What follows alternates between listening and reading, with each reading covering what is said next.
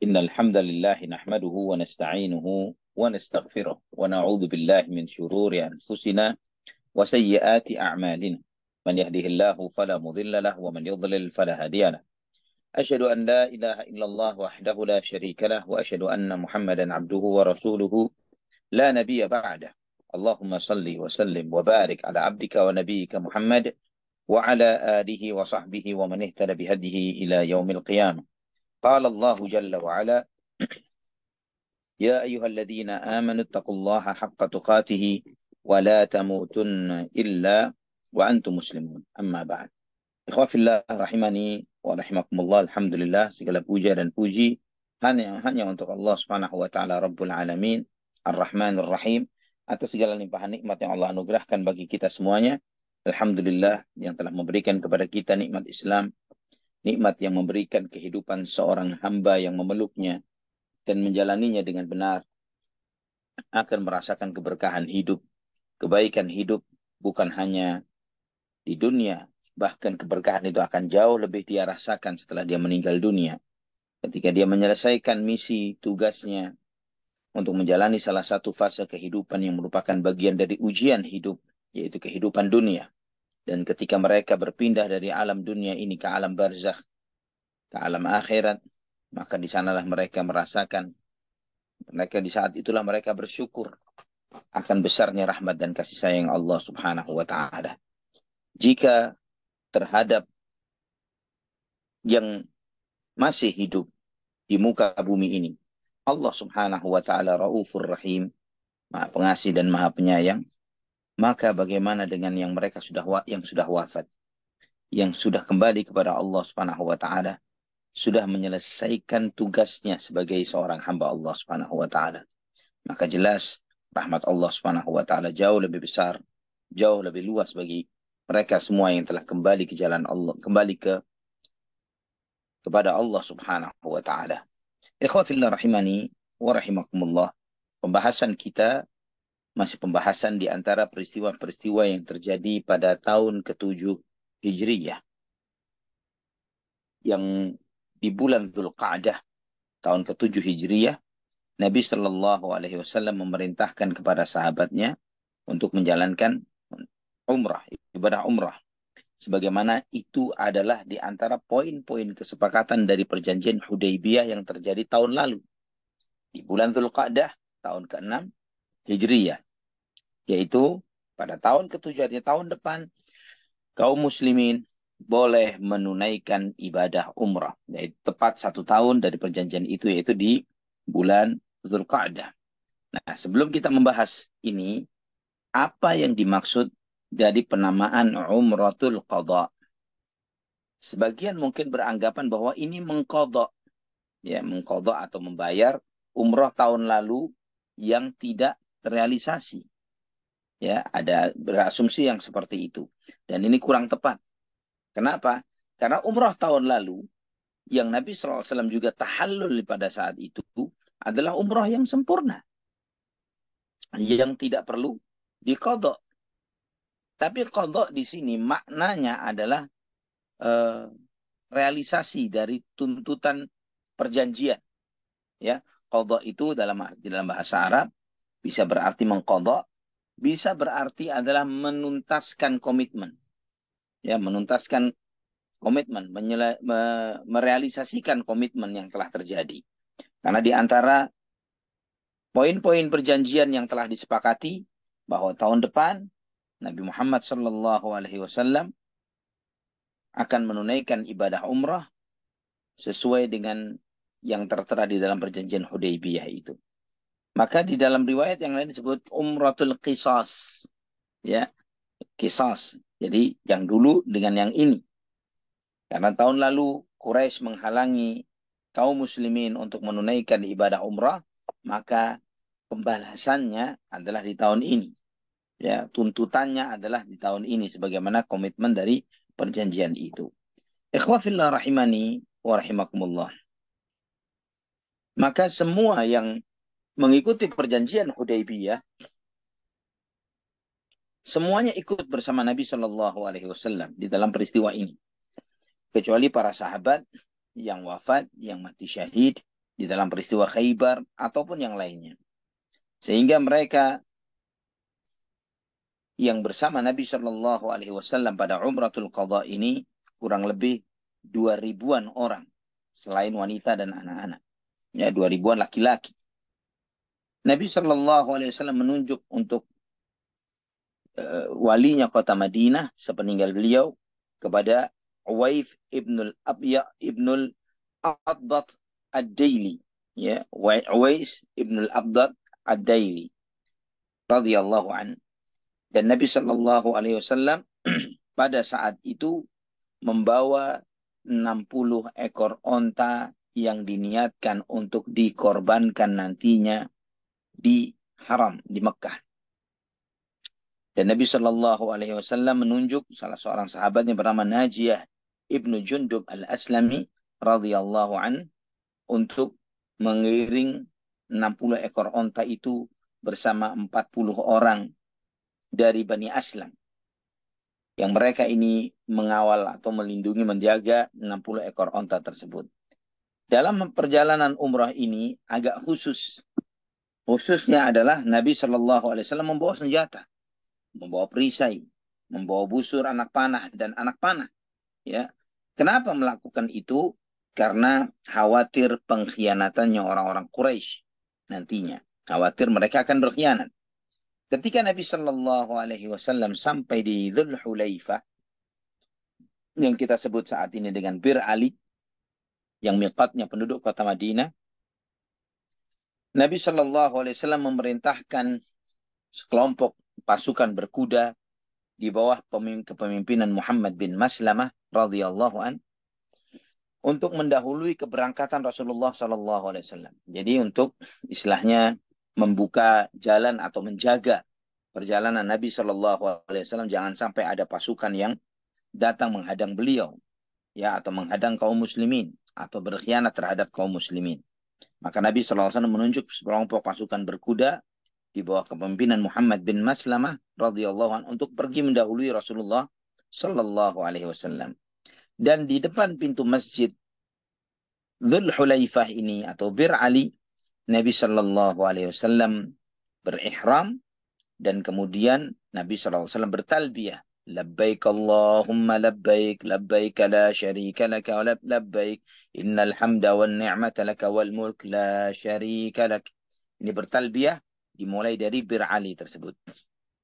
Muhammad bin Maslamah yang pergi mendahuluinya dengan pasukan berkuda, ketika pasukan Muhammad bin Maslamah ini sampai di Murrid Zahran, ya, sampai di Murrid Zahran, ini adalah salah satu lembah antara kota Mekah dengan Usfan. Ya, mereka bertemu dengan sekelompok orang dari Quraisy. Yang orang-orang Quraisy ini bertanya, kalian datang dengan pasukan berkuda ini apa maksudnya? Ya, dan kemudian Muhammad bin Maslamah radhiyallahu anhu menyampaikan bahwa besok Nabi Shallallahu Alaihi Wasallam akan sampai ke sini insya Allah. Ya, karena mereka melihat bahwa pasukannya Muhammad bin Maslamah ini berkuda dan dengan senjata yang lengkap dengan banyak, maka salah seorang dari mereka ini lari bergegas ke kota Mekah memberitahu orang-orang Quraisy, ya, memberitahu akan datangnya rombongan pasukan dari kota Madinah. Dan itu membuat khawatir orang-orang Quraisy. Mereka mengatakan, wallahi ma ahdathna hadatha wa inna ala kitabina wa hudnatina fafima yaghzuna Muhammadun fi ashabihi. Kita tidak melakukan apapun. Perjanjian tetap di dalam perjanjian. Kita tidak melanggar apapun dari perjanjian yang telah disepakati. Kita tetap di dalam komitmen kami. Namun, kenapa Muhammad tiba-tiba menyerang kami seperti ini?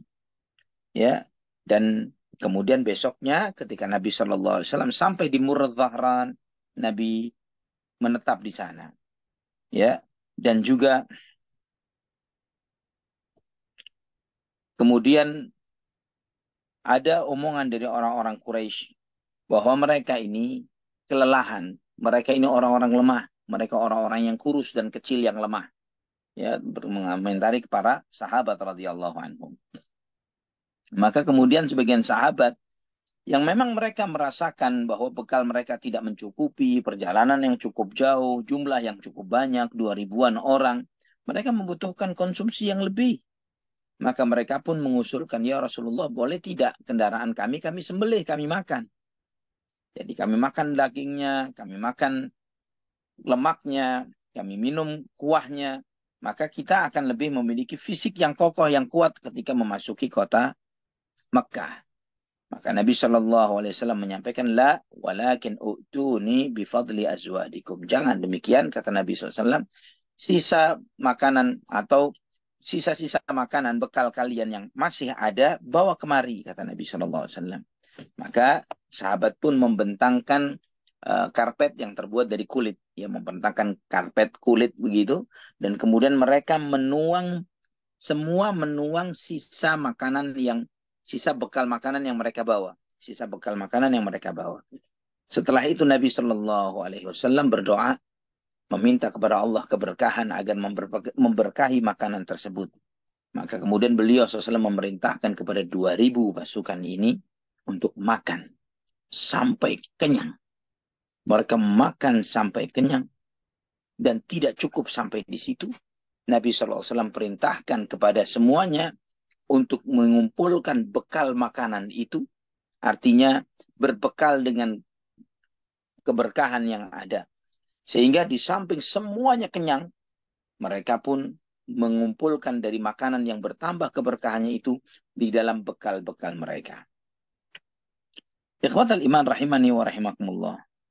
Dan Nabi SAW memerintahkan sekelompok pasukan berkuda yang lebih dahulu, ya, di bawah kepemimpinan Muhammad bin Maslamah, untuk berada di satu bukit namanya Ya'jaj, ya, satu bukit namanya Ya'jaj, yang ini kurang lebih 8 mil dari kota Mekah, yang dari bukit itu, dari gunung itu, mereka bisa melihat langsung ke haram, ya, ke tanah haram. Mereka langsung bisa melihat ke Mekah. Ikhwatal iman. Orang-orang Quraisy yang melihat pergerakan ini yang tidak biasa, dan mereka melihat pasukan bersenjata, itu menjadi perhatian luar biasa bagi mereka. Maka mereka pun mengutus utusannya yang bernama Mikraz bin Hafs, ya, bersama beberapa orang dari utusan orang-orang Quraisy untuk menemui Nabi Muhammad Sallallahu Alaihi Wasallam. Ya, sampai mereka menemui Nabi SAW di Ya'jaj ini tadi, di bukit Ya'jaj itu. Dan di saat itu Nabi SAW dengan para sahabatnya, dengan onta-onta yang akan disembelihnya dan pasukan bersenjatanya, mereka mengatakan, ya Muhammad, ma'urifta saghiran wala kabiran bil ghadr. Kamu ini tidak dikenal dari dulu, dari sejak kamu kecil sampai kamu seumur ini, kamu tidak dikenal sebagai orang yang suka mengkhianati perjanjian. Kamu selalu komit dengan perjanjianmu. Tadkhulu bisilahi fil haram ala qaumi wa qad syaratta lahum an la tadkhul illa bisilahil musafir as-suyufu fil ghurub. Dan saat ini kamu masuk ke kota Mekah dengan membawa pasukan bersenjata untuk menyerang kaummu di tanah haram, sedangkan kamu telah berkomitmen dengan kami tahun lalu tidak akan datang ke kota Mekah kecuali dengan membawa persenjataan atau peralatan senjata pun pisau, ya, seperti yang dibawa oleh musafir, bukan pedang. Pisau-pisau yang diikatkan dengan di tempat-tempat minum. Bukankah seperti itu persyaratan yang kamu minta, wahai Muhammad? Perjanjian yang lalu. Maka Nabi SAW menyampaikan, Inilah udkhilu alaihimus silah. Aku tidak akan masuk ke kota Mekah dengan pasukan bersenjata. Atau aku tidak masuk ke kota Mekah dengan senjata-senjata ini. Artinya, ada jaminan dari Nabi Shallallahu Alaihi Wasallam bahwa beliau tidak akan memasuki kota Mekah dengan membawa persenjataan. Ya, artinya pasukan bersenjata itu akan di tempatnya, memantau dari jauh. Tapi Nabi SAW memasuki kota Mekah tanpa membawa senjata sama sekali. Maka kemudian Mikraz bin Hafs, utusan Quraisy ini mengatakan, hadzal ladzi yu'rafu bihil birru wal wafa. Ini memang yang dikenal kebajikan dan menunaikan komitmen terhadap janji, itulah yang dikenal dari dirimu, wahai Muhammad. Ikhwafillah rahimahni wa rahimakumullah. kita penting sekali untuk mempelajari akhlak Nabi kita Muhammad sallallahu alaihi wasallam, bahwa komitmen beliau walaupun terhadap orang-orang kafir sekalipun, beliau tetap menjaga komitmen ini. Beliau tidak khianat terhadap janji. Ya, ini ditunjukkan sangat dominan, sangat terlihat pada sikap Nabi kita Muhammad sallallahu alaihi wasallam. Dan akhlak ini luar biasa. Ini antum lihat bahwa akhlak beliau kepada siapa? Kepada orang kafir. Bukan kepada sesama muslimin. Bayangkan terhadap sesama kaum muslimin. Antum melihat pada kejadian peristiwa sebelumnya, bagaimana salah seorang pemimpin besar dari Bani Hanifah, ya, yang mereka yang kemudian menjadi masuk Islam, ya, Tsumamah radhiyallahu an, yang beliau masuk Islam karena melihat akhlak Nabi kita Muhammad sallallahu alaihi wasallam. Tsumamah bin Utsal radhiyallahu an, yang ketika ditawan oleh Nabi sallallahu alaihi wasallam, beliau melihat akhlak yang mulia, luhurnya akhlak Nabi Muhammad sallallahu alaihi wasallam, dan Nabi sallallahu alaihi wasallam melihat bahwa Tsumamah ini seorang sahabat, seorang pemimpin suku, kepala suku yang sangat disegani dan dihormati, maka Nabi SAW memuliakannya. Dan ketika Nabi SAW melepaskannya begitu saja, itu begitu membekas di dalam hati Tsumamah radhiyallahu an, yang akhirnya beliau balik lagi, ya, sebagai seorang yang merdeka dan menyatakan masuk dinul Islam kepada Nabi Muhammad sallallahu alaihi wasallam, sebagaimana telah kita bahas pada pembahasan sebelumnya. Ikhwah fillah rahimani wa rahimakumullah. Maka pulanglah Mikras bin Hafs ke teman-temannya dari orang-orang Quraisy yang ada di kota Mekah dengan mengatakan bahwa Muhammad tidak akan masuk dengan senjatanya, sesuai dengan syarat yang telah disepakati bersama. Maka bersiaplah kaum muslimin untuk memasuki kota Mekah untuk menunaikan ibadah umrah ini. Namun tersebar berita bahwa kaum muslimin yang sedang mau menunaikan ibadah umrah ini, mereka sedang dalam kondisi lelah dan lemah. Mereka sedang kondisi sakit. Mereka meriang, mereka demam. Ya, sehingga sebagian orang-orang Quraisy yang ada di Mekah pada saat itu, daripada kita kena ketularan karena wabah yang mereka bawa, lebih baik kita menyingkir dulu sementara. Maka sebagian mereka menyingkir, meninggalkan Mekah, melihat dari pegunungan di sekitar kota Mekah. Mendengar hal ini, ya, mendengar desas-desus dan isu tersebut, Nabi Shallallahu Alaihi Wasallam memerintahkan kepada para sahabatnya untuk menunjukkan bahwa mereka tidak seperti yang didugakan oleh orang-orang Quraisy ini.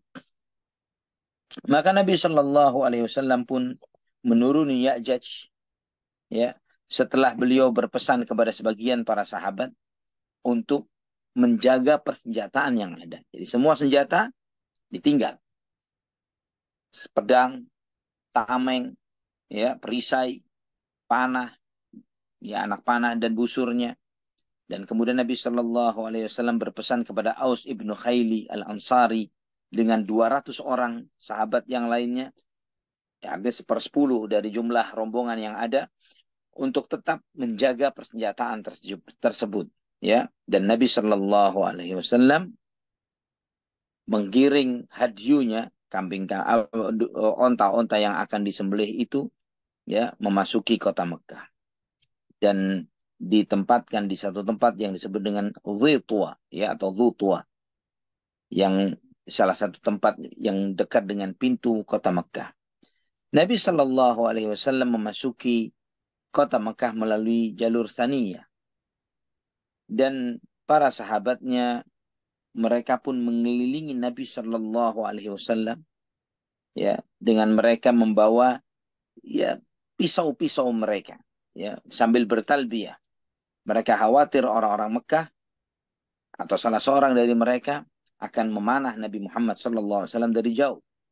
Sebagaimana Imam Bukhari meriwayatkan dari hadis Abdullah bin Abi Aufa radhiyallahu an, beliau mengatakan ketika Nabi Shallallahu Alaihi Wasallam melaksanakan umrah, kami memperisai Nabi Muhammad Shallallahu Alaihi Wasallam dari orang-orang musyrikin.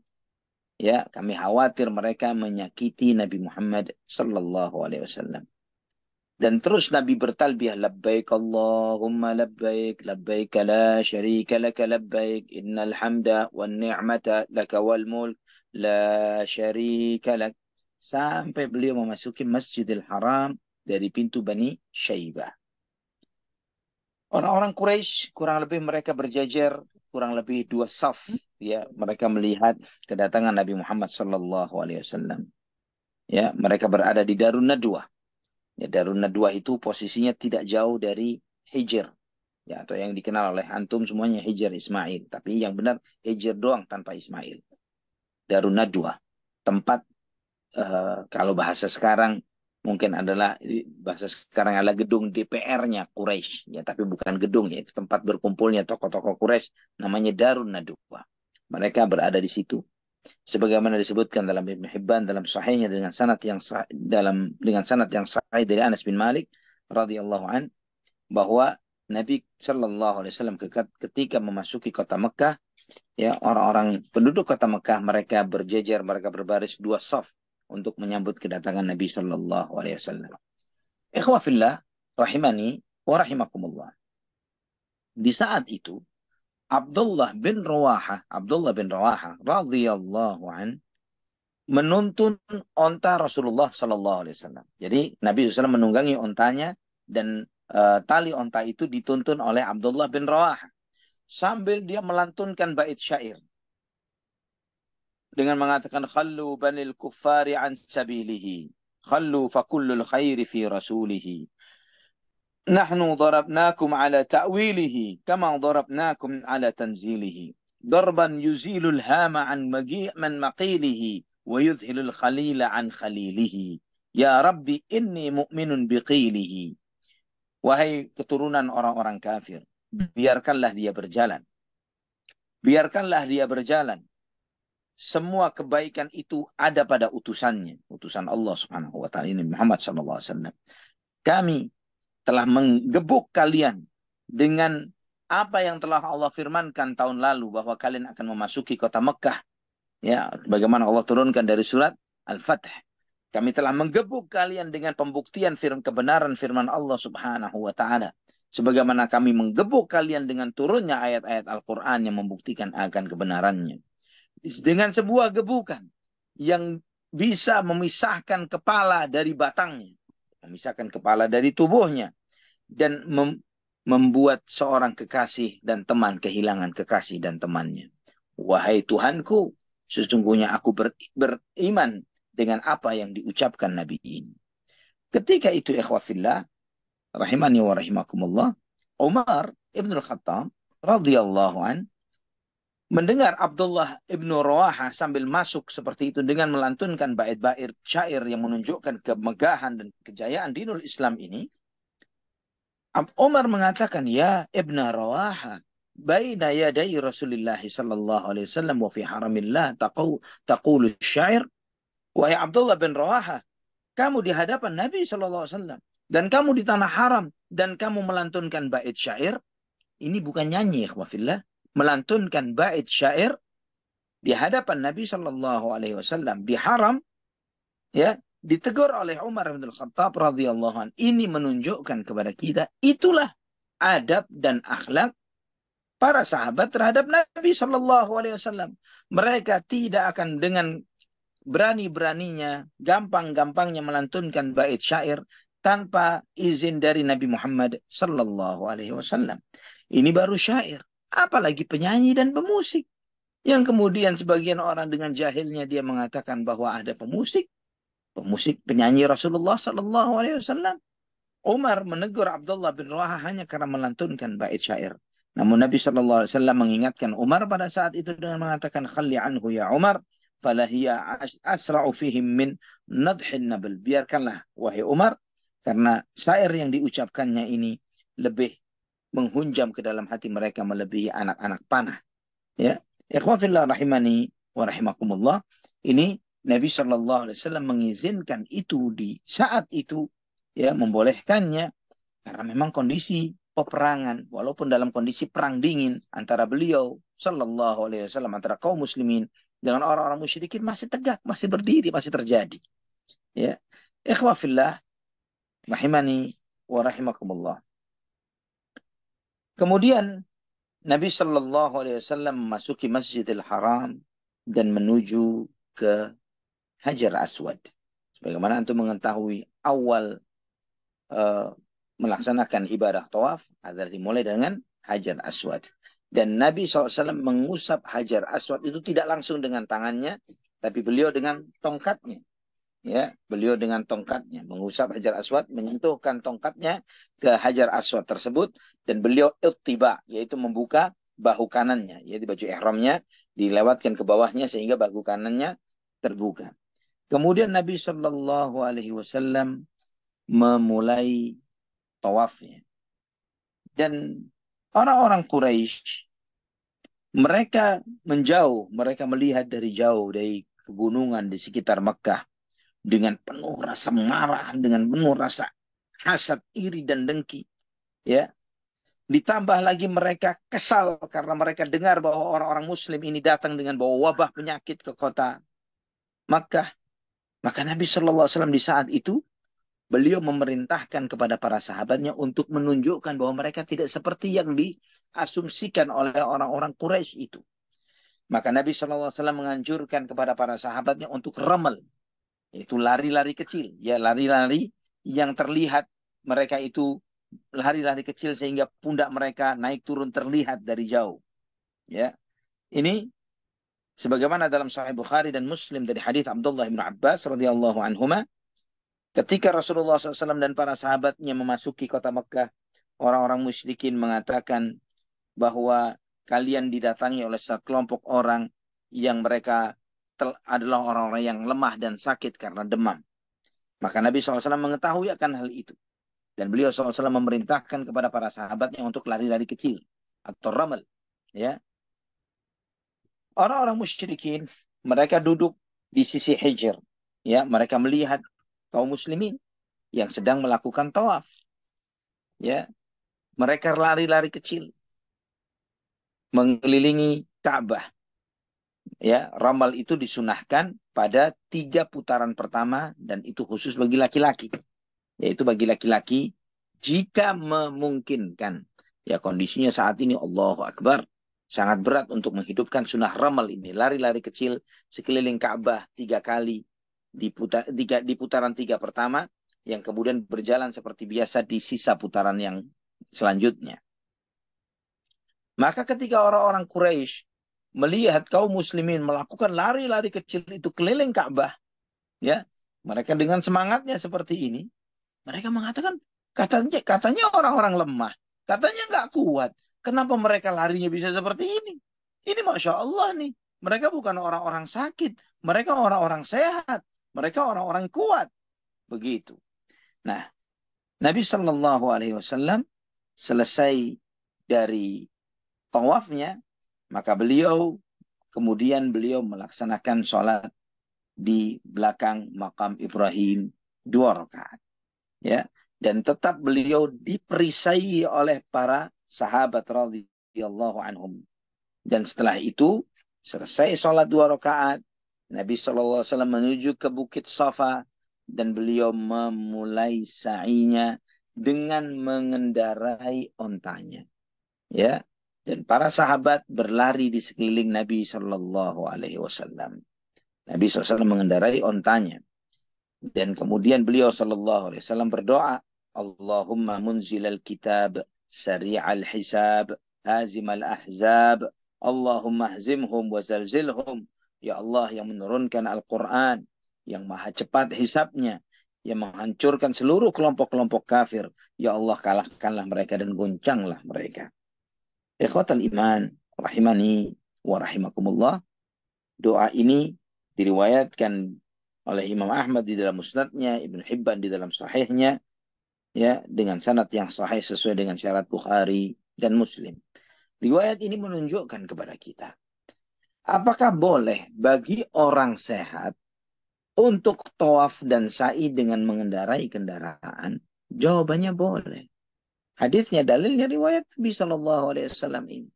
Tidak disebutkan Nabi SAW sakit, lemah, atau bagaimana. Tapi Nabi SAW menunjukkan bolehnya. Maka jangan sampai kemudian ketika kita melihat adanya fenomena yang ada saat ini di Masjidil Haram, di Mekkah, ya, ketika sebagian kaum muslimin melaksanakan tawaf dan sa'i dengan berkendara, kemudian ada su'udzon dari sebagian kita, ikhwafillah, rahimani wa rahimakumullah, yang berburuk sangka, memiliki pertanyaan dan lain sebagainya, sedangkan hal itu dibolehkan. Bahkan Al-Imam Syafi'i rahimahullah termasuk yang merajihkan, yang membolehkan berkendara ketika tawaf dan sa'i walaupun dalam keadaan sehat. Dalilnya Nabi SAW. Ya, Nabi SAW, beliau dalam keadaan sehat walafiat ketika melakukan itu. Nah, ikhwan fillah rahimani wa rahimakumullah. Dalam Sahih Bukhari dan Muslim juga dari hadis Abdullah ibnu Abi Aufa radhiyallahu an, beliau menyebutkan Nabi SAW umrah, ya, dan kami pun umrah bersama beliau. Ketika beliau memasuki kota Mekah, artinya memasuki Ka'bah, kota Mekah, ya, beliau tawaf dan kami pun tawaf bersama beliau sallallahu alaihi wasallam. Beliau kemudian sa'i antara Safa dan Marwah, kami pun mengikutinya. Dan kami semuanya memperisai Nabi Muhammad SAW, menjadi perisai beliau. Jangan sampai ada seorang pun yang mencoba memanah Nabi Sallallahu Alaihi Wasallam. Setelah itu, setelah sa'i Safa Marwah, sampai di Marwah di putaran yang terakhir, yang ketujuh, Nabi SAW meminta untuk dibawa hadiahnya, ontan yang beliau bawa, dan beliau Sallallahu Alaihi Wasallam menyembelih onta itu di Marwah. Ya, disembelihnya di Marwah. Dan beliau mencukur rambutnya di sana. Beliau dicukur oleh salah seorang sahabat yang bernama Ma'mar bin Abdullah al-Adawi radhiyallahu anhu. Ya, dan demikian pula para sahabat radhiyallahu anhum yang lainnya. Setelah itu Nabi Shallallahu alaihi wasallam memerintahkan kepada sebagian sahabatnya untuk balik ke Ya'jaj, di mana beliau meninggalkan 200 orang di sana dengan menjaga persenjataan mereka. Ya, Nabi memerintahkan sebagian sahabat yang selesai menunaikan umrah untuk berada di Ya'jaj dan digantikan oleh mereka yang di Ya'jaj yang belum menjalankan umrah untuk masuk ke kota Madinah menunaikan ibadah umrah. Ikhwah fillah rahimani wa rahimakumullah. Nabi Shallallahu alaihi wasallam selama di kota Mekah pada kedatangan kali ini, ya, pada Umratul Qadha ini, beliau berada di kota Mekah selama 3 hari. 3 hari, sebagaimana kesepakatan perjanjian Hudaybiyah di tahun sebelumnya. Dan di tahun ini Nabi Shallallahu Alaihi Wasallam tidak memasuki Ka'bah. Ya, beliau tidak memasuki Ka'bah karena masih adanya berhala-berhala dan patung-patung yang ada di dalam Ka'bah pada saat itu.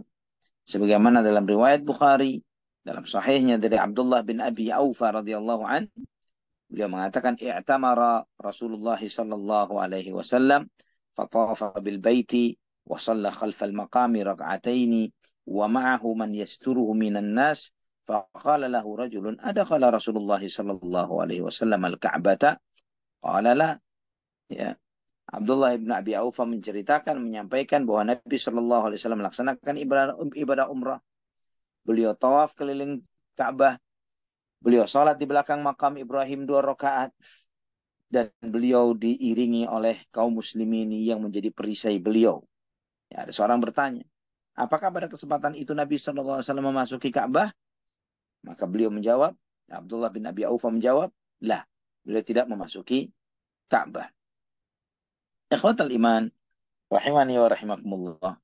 Selesai Nabi SAW, ya, menunaikan umrah dan selesai 3 hari sebagaimana yang telah disepakati dalam perjanjian Hudaybiyah.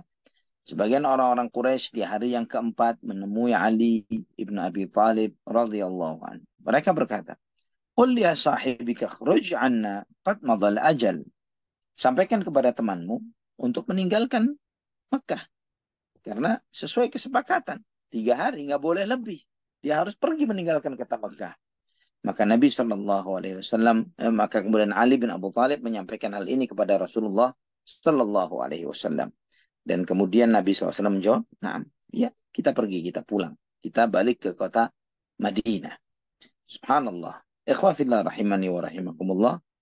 Bagaimana berkecamuknya perasaan para sahabat radhiyallahu anhum yang mereka terhalangi untuk memasuki kota Mekah sekian lama. dan mereka bisa menunaikan ibadah umrah pada saat itu, dan mereka tidak boleh melebihi 3 hari dari kesepakatan tinggal mereka. Namun antum lihat bahwa seorang muslim harus tetap menjaga komitmen dan janjinya. Maka ketika hal itu diingatkan kepada Nabi Shallallahu Alaihi Wasallam, sudah habis waktunya. Kamu harus pergi meninggalkan tempat ini. Maka Nabi Shallallahu Alaihi Wasallam dengan legowo mengikuti apa yang disampaikan kepada beliau. Ikhwatal iman rahimani wa rahimakumullah.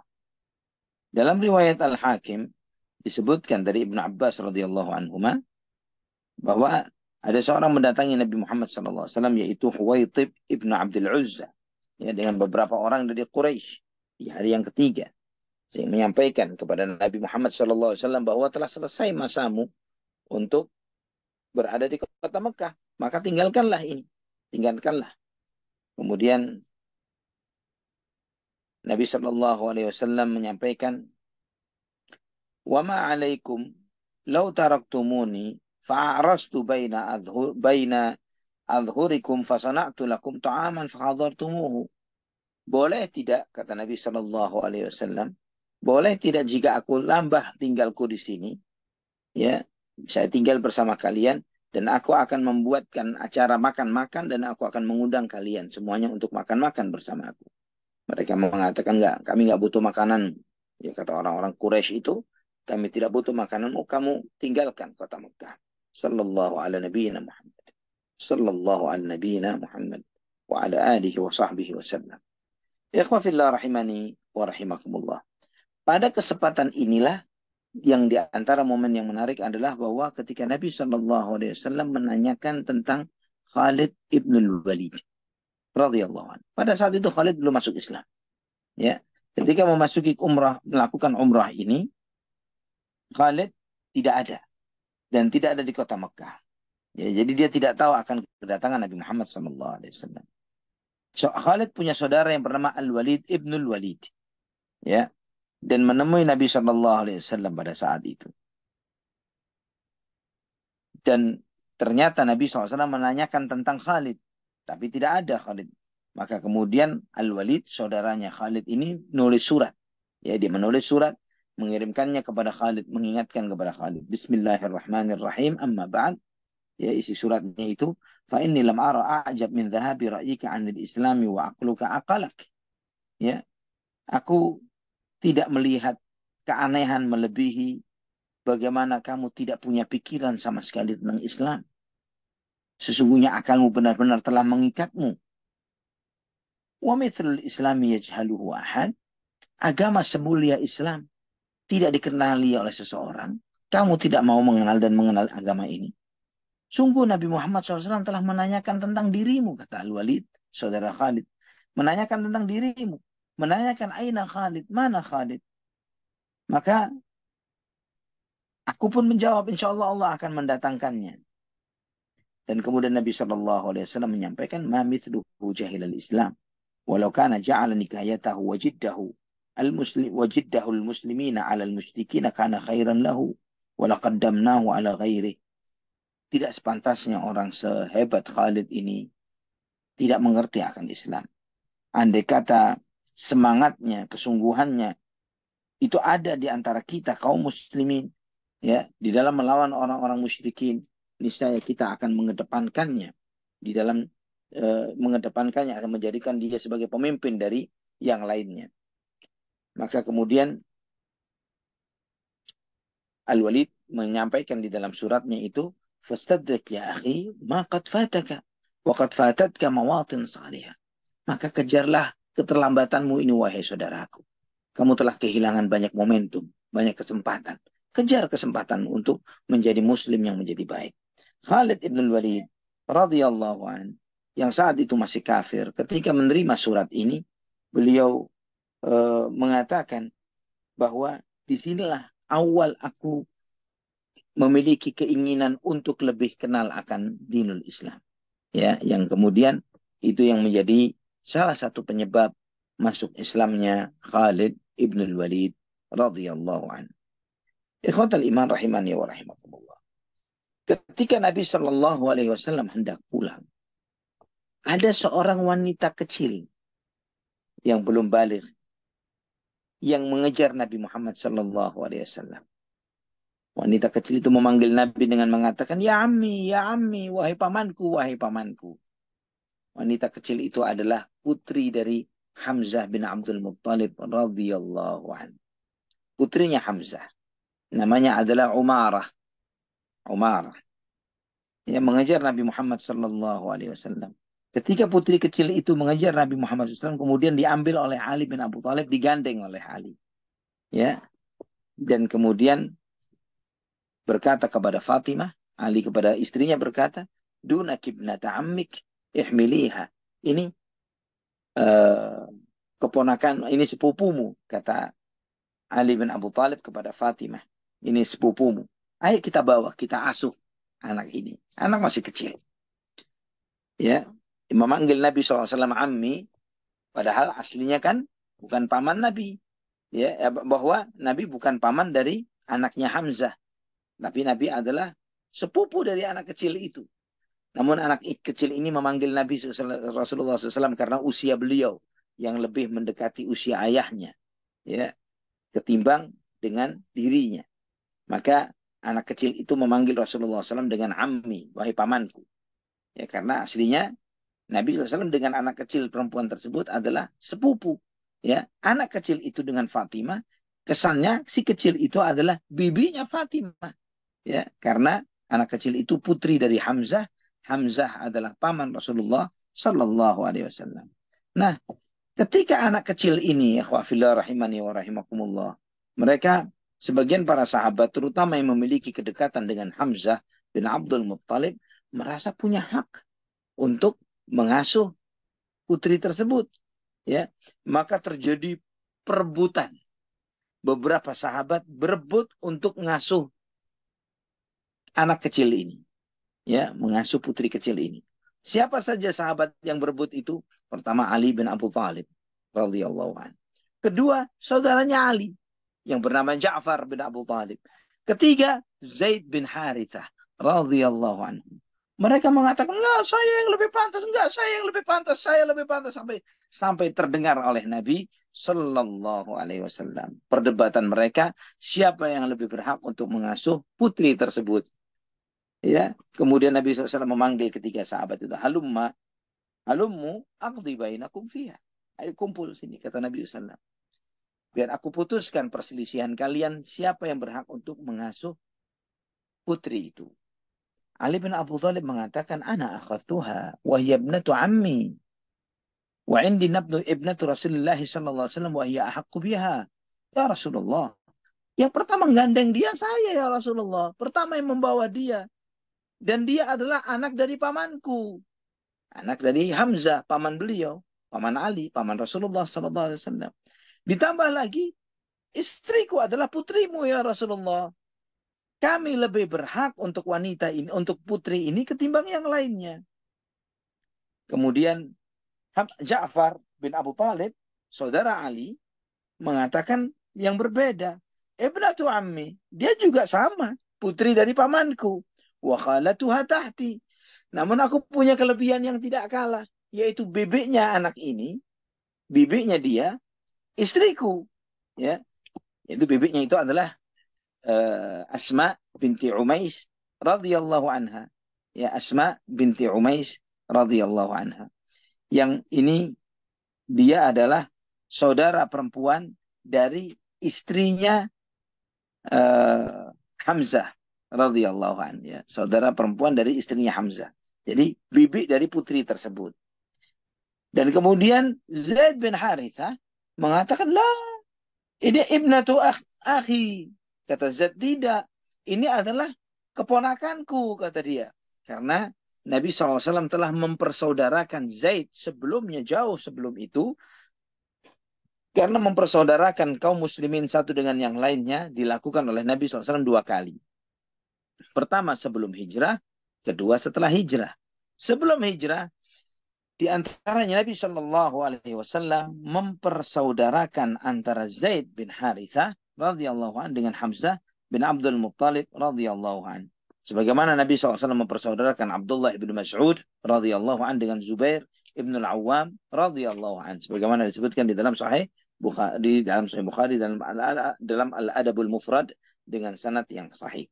Juga ya, persaudaraan yang dilakukan oleh Nabi SAW setelah hijrah, ya, sebagaimana antum ketahui di dalam kitab-kitab sirah akan hal ini.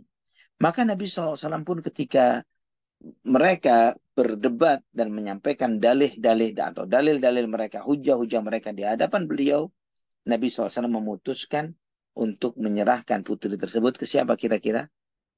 Di benak antum, Ali bin Abu Talib, Ja'far bin Abu Talib, atau Zaid bin Harithah. Nabi SAW menyerahkannya kepada Ja'far bin Abu Talib. Ya. Kenapa menyerahkannya kepada Ja'far? Karena istrinya Ja'far, bibinya putri itu. Khalah, saudara ibu. Ya, khalah itu saudara ibu. Dan Nabi SAW bersabda, al-khalatu bimanzilatil Saudara ibu itu sama seperti ibu, kata Rasulullah SAW. Kemudian Nabi SAW berkata kepada Ali bin Abu Talib, anta minni wa ana minka. Engkau dariku, wahai Ali, dan aku darimu, wahai Ali. Dan kemudian Nabi SAW bersabda kepada Ja'far bin Abu Talib radhiyallahu an, ashbahta khalqi wa khuluqi. Kamu menyerupaiku dalam tampilan dan juga menyerupaiku di dalam akhlak dan perangai. Dan kemudian Nabi SAW bersabda kepada Zaid bin Harithah radhiyallahu an, anta akhuna wa maulana. Engkau adalah saudara kami, wahai Zaid, dan engkau adalah maula kami, wahai Zaid. Sallallahu ala nabiyina Muhammad. Bagaimana beliau yang dengan penuh bijak, dengan penuh keadilan, mendamaikan ketiga para sahabat yang berselisih untuk hal kebaikan. Mereka berselisih bukan untuk dorong-dorongan siapa yang lebih berhak bertanggung jawab. Seperti larinya sebagian besar kita saat ini dari tanggung jawab. Lari dari pertanggungjawaban terhadap keponakan, terhadap saudara, terhadap yang seharusnya ditanggung oleh mereka. Apalagi memikirkan untuk mempertanggungjawabkan, untuk mengambil anak asuh dari Palestina, Suria, kejauhan. Sebagian kita memiliki sepupu, atau anak dari sepupu, anak dari saudara, yang mungkin kita nggak gubris mereka, nggak pedulikan tentang pendidikan mereka, sekolah mereka, siapa mengasuh mereka, ketika orang tuanya sudah tidak ada. Ikhwah fillah rahimani wa rahimakumullah. Di sini antum melihat, sebagaimana kata Al-Hafidh ketika menjelaskan riwayat ini, Ibnu Hajar, beliau menjelaskan beberapa faedah pelajaran dari peristiwa ini. Di antaranya, besarnya kedudukan silaturahim. Sehingga antum perhatikan bahwa orang-orang hebat dan orang-orang besar ini berebut untuk mengasuh anaknya Hamzah demi menjaga silaturahim. Perebutannya orang-orang hebat, orang-orang yang berjiwa besar, yang mereka ini hidup dari apa? Mereka bukan orang pekerja-pekerja yang punya gaji tetap. Mereka hidup di tanah Arab di zaman itu. Mereka tidak memiliki aset-aset yang melimpah. Tapi mereka mau berbagi. Mereka mau berbagi makan. Mereka mau berbagi sharing rumah mereka. Mereka tidak memikirkan terlalu panjang poin yang banyak dipikirkan oleh sebagian kita. Ya, ketika ingin mengambil anak asuh ini, mereka nanti bagaimana nanti kalau dia ini bukan mahram saya, bukan mahram istri saya, bukan ini, memikirkan yang bakal terjadi 2 atau 30 tahun yang akan datang yang menghalangi dia untuk berbuat baik hari ini. Yang sering dipertanyakan oleh sebagian, Ustaz, kan ini bukan mahram anak. Nanti mau mengawininya dia hari ini, mengawinkannya malam ini. Lah, tahun depan. Juga tidak, dia masih anak-anak. Taib, itu pembicaraan kapan? 15, 13, 14, 15, 20 tahun yang akan datang. Kenapa dipikirkan sekarang? Sedangkan sekarang ini pintunya adalah pintu kebaikan untuk mengasuh dan mendidik mereka. Ikhwatal iman rahimani wa rahimakumullah. Kemudian di antara pelajaran dari peristiwa ini, kata Al-Hafidh, di antaranya adalah bagaimana seorang hakim hendaklah memaparkan alasan ketika dia memutuskan keputusan ya kepada pihak-pihak yang sedang bertikai. Kenapa dia lebih menguatkan yang ini ketimbang yang itu? Di samping itu juga bahwa yang berpihak yang berselisih masing-masing menyampaikan alasan-alasannya. hal-hal sisi-sisi kebenaran yang bisa diajukan untuk menunjukkan bahwa dialah yang lebih berhak. Dan juga di sini menunjukkan kepada kita bahwa bibi, nah, bibi ini ya kalau dalam bahasa Indonesia saudara ayah bibi, saudara ibu bibi. Tapi di dalam bahasa Arab saudara ayah namanya ammah, saudara ibu namanya khalah, saudara ayah ammah atau ammati, bibiku. Kalau disebut ammati artinya saudara ayahku. Jadi saudara perempuan ayahku. Kalau ana menyebutkan khalati, saudara perempuan ibuku, khalah. Bahwa khalah, saudara ibu, lebih berhak mengambil asuhan anak, mengasuh seorang anak, ketimbang ammah. Ya, saudara ibu lebih berhak mengasuh seorang anak ketimbang saudara ayah. Ya, karena pada saat itu Sofiyah binti Abdul Muttalib, saudara Hamzah, masih hidup. Ibunya Zubair masih ada. Tapi Nabi Shallallahu Alaihi Wasallam tidak memberikan itu kepada Sofiyah ataupun yang dekat dengan Sofiyah, tapi memberikannya kepada saudara ibu.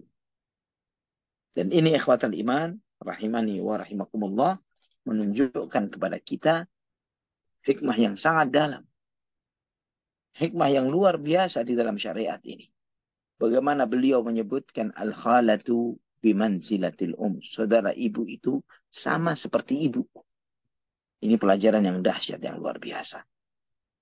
Antum melihat bahwa saudara ibu itu ketika dititipin anak-anak kita, misalnya saudara antum menitipkan anak-anak itu kepada saudara istri, ya artinya khalahnya mereka, bibinya mereka, ketimbang antum menitipkannya kepada saudara suami, antum akan melihat bahwa saudara istri yang perempuan ini lebih memperhatikan keponakannya ini seperti seorang ibu kepada putri-putrinya ketimbang seorang saudara suami terhadap keponakan-keponakannya. Dan ini yang seringkali terjadi. Itu yang lebih banyak terjadi. Kedekatan seorang anak kepada saudara-saudara ibunya, ya, keponak sepupu-sepupu dari ibunya, lebih akrab, lebih kuat ketimbang kedekatannya dengan sepupu-sepupu dari saudara, dari ayahnya. Ini diantara hikmah Nabi kita Muhammad Sallallahu Alaihi Wasallam. Dan Umarah ini, radhiyallahu anha, yang beliau diasuh oleh Ja'far bin Abu Thalib radhiyallahu anhu. Dan terus di dalam pengasuhan Ja'far sampai Ja'far mati syahid di dalam peristiwa perang Mu'tah. Maka Nabi SAW menyerahkan pengasuhannya kepada Ali bin Abu Thalib radhiyallahu anhu. Ketika balik, maka Ali menyampaikan kepada Nabi SAW, ya Rasulullah, ini sudah balik, kata Ali bin Abu Thalib kepada Rasulullah SAW. Dan kemudian Nabi SAW pun menikahkannya, kemudian nantinya menikahkannya dengan Salamah ibnu Abi Salamah. Ya, Salamah ibnu Abi Salamah, artinya anak dari Abu Salamah, anak dari Ummu Salamah. Ya, ketika sudah besar, ya, anak Salamah ini dikawinkan dengan Umarah binti Hamzah bin Abdul Muttalib. Dan di saat itu Nabi SAW bersabda kepada Salamah, kalau antum masih ingat, ketika Ummu Salamah menikah dengan Nabi Muhammad SAW, yang menjadi walinya Ummu Salamah yang menikahkan ibunya dengan Rasulullah SAW adalah Salamah, ya, putranya Ummu Salamah yang paling besar. Ya, ketika Nabi SAW menikahkan Umarah binti Hamzah dengan Salamah, Nabi SAW bersabda, hal jazaitu Salamah, apakah aku sudah membalas kebaikan Salamah dengan menikahkannya dengan putri Hamzah? Sallallahu ala nabiyina Muhammad. Bagaimana beliau mengingat hutang budi walaupun telah berjalan sekian lama. Dan bagaimana beliau sallallahu alaihi wasallam selalu berusaha untuk membalas setiap jasa kebaikan dengan kebaikan. Membalas sekecil apapun, beliau mengenang orang-orang yang jajaran orang-orang yang memiliki jasa-jasa besar dengan beliau.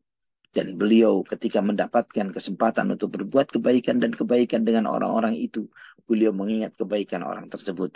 Apakah ini sudah sebagai bentuk aku telah membalas budinya? Sallallahu alaihi Nabi Muhammad. Bagaimana beliau mengajarkan kepada kita keluhuran akhlak yang luar biasa. Ikhwatal iman rahimani wa rahimakumullah. Selesai dari umrah ini, Nabi Shallallahu Alaihi Wasallam menikah dengan Maimunah bintil Harith radhiyallahu anha. Ya, Maimunah bintil Harith al-Hilaliyah radhiyallahu anha. Namanya sebelum disebut Maimunah, namanya adalah Barrah. Namun Nabi SAW menggantinya dengan Maimunah. Dia adalah saudara perempuan, ya. Beliau adalah saudara dari Ummul Fadl bintil Harith. Ummul Fadl ini istri dari pamannya Rasulullah Abbas bin Abdul Muttalib.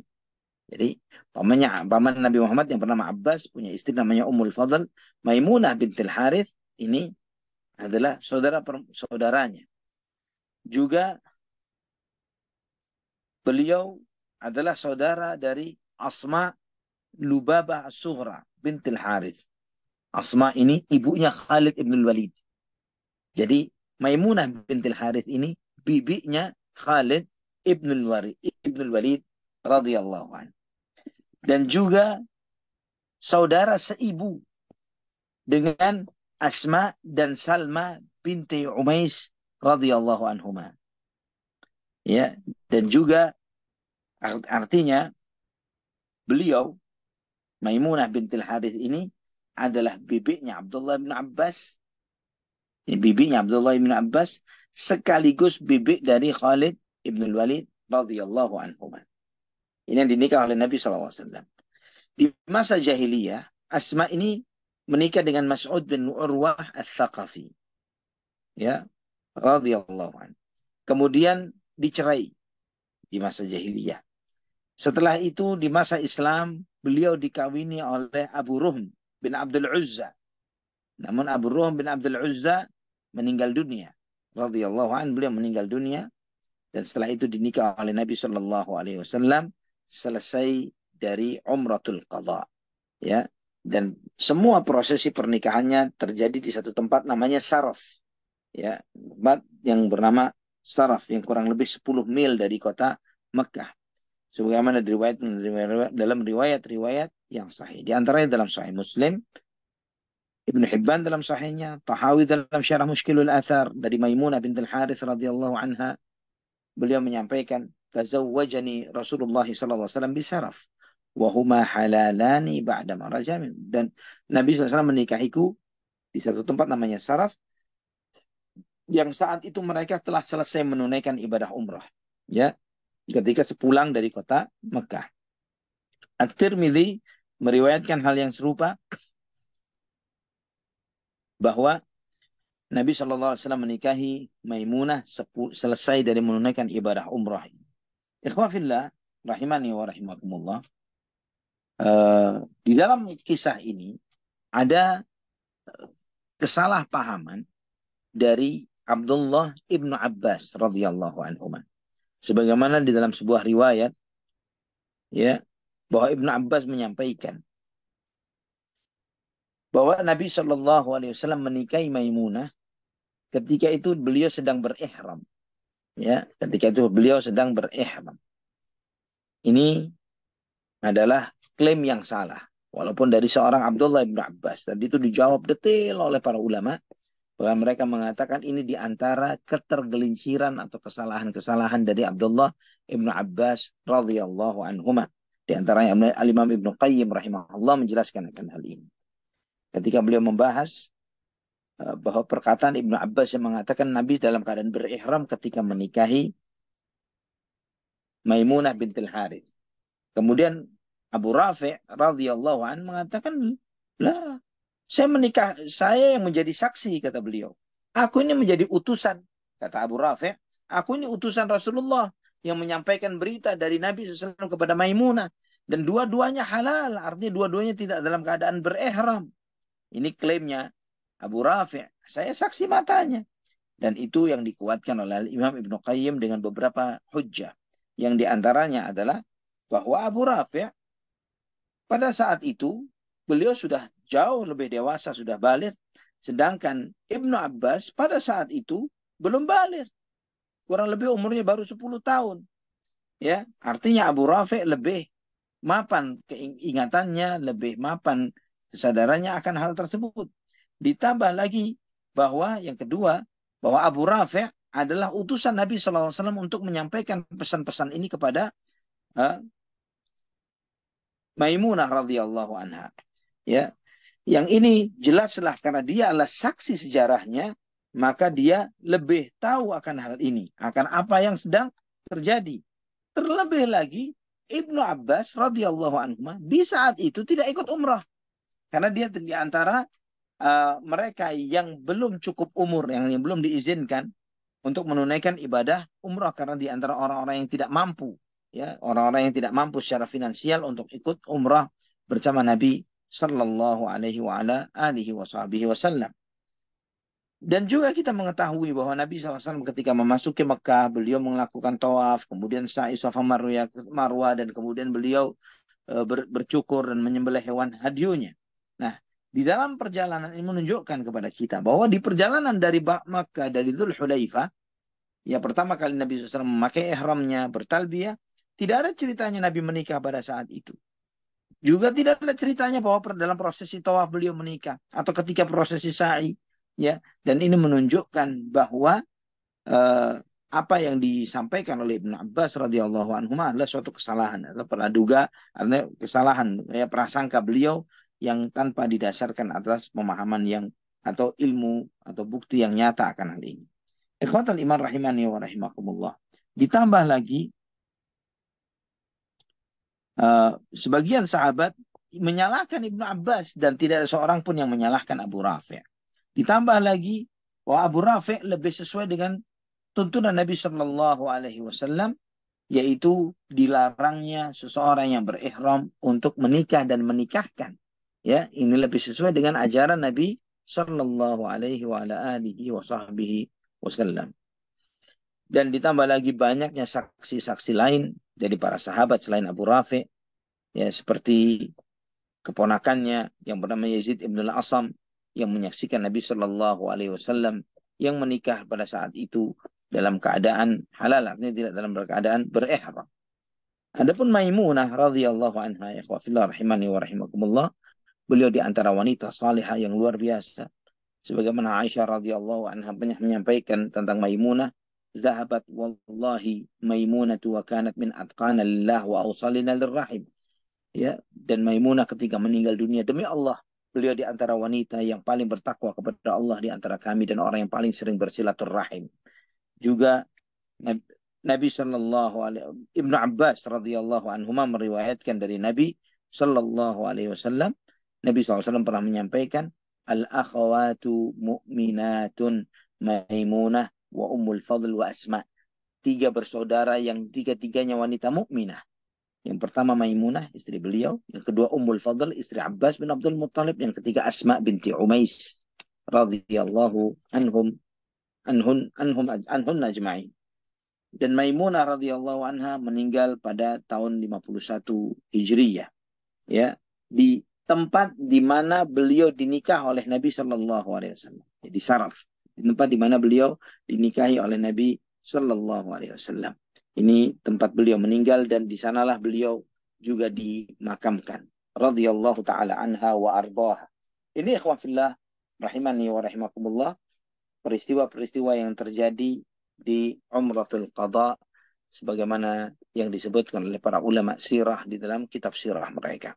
Yang insya Allah, ya, kita akan mempelajari pada kesempatan berikutnya beberapa peristiwa antara Umratul Qadha sampai Fathu Makkah. Di antaranya adalah beberapa syariah, ya, di beberapa syariah yang itu adalah peristiwa antara Umratul Qadha dan Fathu Makkah. Yang itu insya Allah juga menjadi pembahasan awal kita tentang peristiwa yang terjadi di tahun ke-8 Hijriyah. Wallahu ta'ala ala wa alam bisawab. Barakallahu fiikum. Baik, wa barakallahu fiik ya Ustazuna, Masya Allah, sangat menarik sekali untuk kajian pada malam hari ini tentang Umrotul Qadha. Dan jemaah sekalian rahimanirakumullah, kita sudah memasuki sesi dua, yaitu sesi tanya jawab.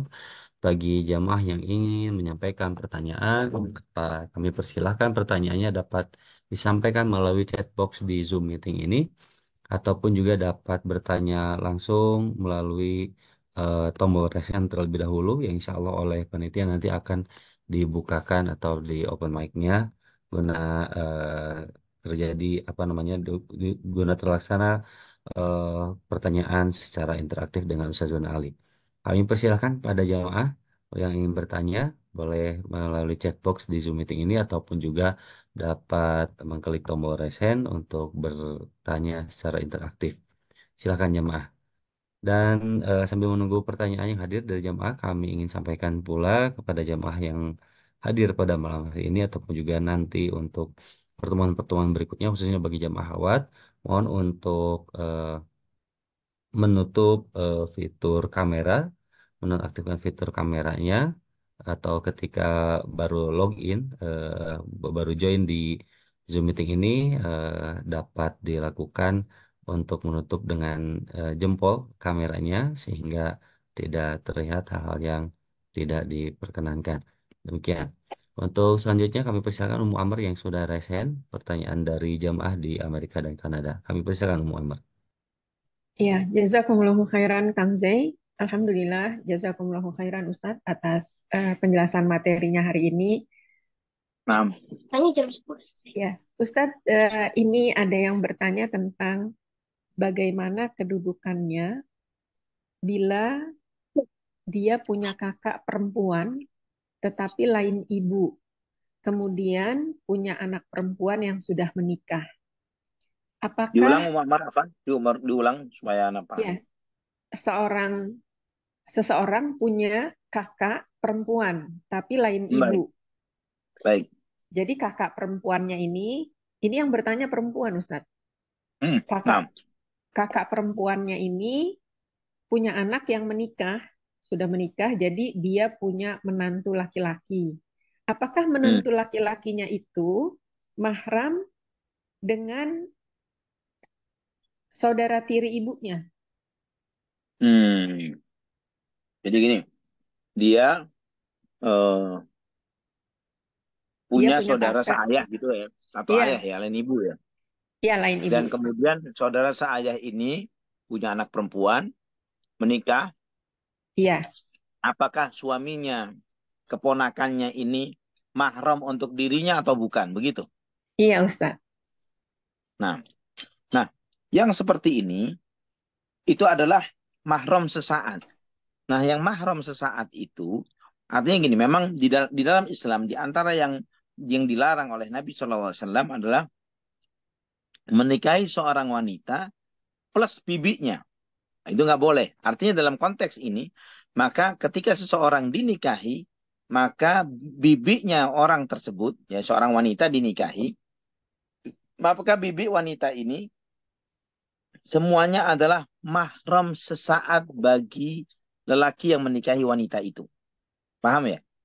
Iya Ustadz. Sampai di sini paham dulu. Nah, karena mahram sesaat, maka sikap terhadap beliau dalam konteks berjabat tangan, berpakaian, semuanya sama seperti bukan mahram. Ya, sama seperti bukan mahram. Seperti dengan ipar, ya. Saudara ipar kan nggak boleh seseorang itu menikahi seorang wanita plus saudaranya, kan nggak boleh. Ya, misalnya ada wanita bersaudara dua atau tiga orang saudara, ada seorang laki-laki mungkin menyukai satu saudaraan semua disukai oleh dia dan dia ingin menikahi semuanya, kan nggak boleh. Iya Ustadz. Dia hanya halal dengan salah satunya. Nah, karena yang seperti ini, maka sikapnya seorang laki-laki tersebut ya terhadap ipar-iparnya seperti yang dengan bukan mahram. Tidak boleh berjabat tangan, tidak boleh berduaan dan yang lain sebagainya. Karena kemahroman mereka hanyalah muakkad, sesaat saja. Wallahu a'lam bishawab. Iya Ustadz. Masya Allah. Jelas sekali Ustadz. Baik, Ya, barakallahu fiik. pertanyaan selanjutnya Ustadz. Assalamualaikum Nah, warahmatullahi wabarakatuh. Ustadz, mohon Waalaikumsalam. penjelasannya. Apakah Umratul Wada atau haji misalnya yang sekarang ini itu sama seperti haji yang pernah dilakukan dari awalnya Rasulullah SAW atau dari zamannya Nabi Ibrahim? Mohon penjelasannya Ustadz. Jazakumullahu khairan. Maksudnya haji yang dijalankan sekarang. Iya Ustadz. Baik, Ritualnya barakallahu fiik. mungkin Ustadz. Prosesnya. Nah, kalau ditanyakan terkait dengan apa yang dilakukan oleh kaum muslimin saat ini, apakah sama persis dengan haji di masa Nabi SAW atau Nabi Allah Ibrahim alaihissalam? Jawabannya iya. Memang seperti itu. Ya, tidak ada perbedaan sama sekali. Mulai dari tanggal 8 Dzulhijjah tarwiyah, ya, tanggal 9-nya wukuf di Arafah, tanggal 10-nya ifadah, ya, dan ifadah, tahallul dan menyembelih hewan, tanggal 11, 12, 13-nya di Mina untuk lempar jumrah. Persis semuanya dengan apa yang diajarkan oleh Nabi kita Muhammad sallallahu alaihi wasallam. Wukuf di Arafahnya, mabit di Muzdalifahnya, semuanya sama persis. Tidak ada perubahan dan tidak ada perbedaan sama sekali. Walaupun mungkin ada penyesuaian-penyesuaian di dalam tempat. Ya, misalnya tempat itu dalam hal ini adalah misalnya Masjidil Haram dulu dengan sekarang apakah sama? Ya tempatnya sama, tapi bangunannya beda. Apakah tawaf area tawaf itu dulu dan sekarang sama? Ya, jawabannya sama. Ya, tapi apa namanya dengan lebih mungkin lebih dengan fasilitas yang jauh lebih baik. Ketika sa'i antara Safa dan Marwah, apakah sama? Sama, cuman sekarang ada bertingkat, ya, karena jumlah jamaah yang melaksanakan tawaf dan sa'i begitu melimpahnya di zaman ini. Ya, demikian pula wa Arafah, tidak ada ekspansi, ya, tidak ada pelebaran Arafah. Hudud Arafah, batas-batas Arafah itu masih sama seperti di zaman Nabi Shallallahu Alaihi Wasallam. Jadi kaum muslimin melaksanakan wukuf di Arafah, ya Arafah seperti di masa Rasulullah SAW. Mungkin model tendanya yang berbeda, fasilitas tenda yang berbeda. Ya, ketika mabit di Muzdalifah itu yang sama persis. Ya mungkin karpetnya doang karena mabit di Muzdalifah di zaman kita saat ini, wallah alam, ana tidak tahu fasilitas tahun ini, tapi tahun kurang lebih 2 tahun yang lalu ana terakhir menunaikan ibadah haji masih sama, artinya tidak ada bahkan dikenal oleh sebagian jamaah haji itu sebagai hotel 1000 bintang, ya karena memang kita tidur dengan beralaskan langit, kita melihat bintang-bintang di langit, ya dengan cuman beralaskan karpet saja, ya seperti itu, ya. Mabit di Mina juga sama, cuman tenda-tenda dan segala fasilitas mungkin yang berbeda, mungkin sekarang dengan AC-nya dan lain sebagainya, tapi semuanya tidak berbeda secara ritual dengan apa yang dicontohkan oleh Nabi Shallallahu Alaihi Wasallam dan yang dipraktikkan oleh Nabiullah Ibrahim alaihissalam. Wallahu a'lam bishawab. Iya Ustadz, jazakumullahu khairan. Ustadz, ini pertanyaan kedua dari penanya yang sama. Nah, Ustadz, bagaimana bila dalam melakukan umroh atau haji, di sana kan ada ujian Ustadz. Dan ujian itu biasanya kita dipesankan jangan mengeluh, jangan komplain kalau ada kesulitan atau hal-hal yang tidak disukai. Ustadz, apakah kesulitan-kesulitan seperti ini sebagai azab yang diberikan Allah ketika kita berhaji untuk pencuci dosa, ataukah di sini tanda ibadah kita haji atau umrohnya tidak diterima, Ustadz? Mohon penjelasannya. Jazakumullahu khairan. barakallahu fiik. Nah, ini di antara persepsi yang salah yang sering diyakini oleh sebagian masyarakat kita yang beranggapan bahwa sebagaimana dia hidup, sebagaimana dia menjalani kehidupannya di tanah airnya, maka ketika dia menunaikan ibadah umrah atau haji, maka dia akan mendapatkan balasannya di sana. Ya antum harus menyadari, sebagaimana itu diyakini oleh setiap kaum muslimin, bahkan para sahabat. Ali bin Abu Thalib dengan jelas menyampaikan dalam riwayat yang sahih dalam Sahih Bukhari, fa inna huna amalun wala hisab, wa inna ghadan hisabun wala amal. Sesungguhnya sekarang ini di dunia isinya adalah beramal, tidak ada hisab. Dan hisab itu besok. Nanti di akhirat, di sana adanya hisab dan tidak ada amal. Sehingga ada sebagian orang yang tidak mau menunaikan ibadah umroh atau haji karena takut diazab di sana. Karena kesalahan-kesalahan yang pernah dia lakukan. Yakini ikhwafillah, hisab itu di akhirat, bukan di Mekah atau di Madinah.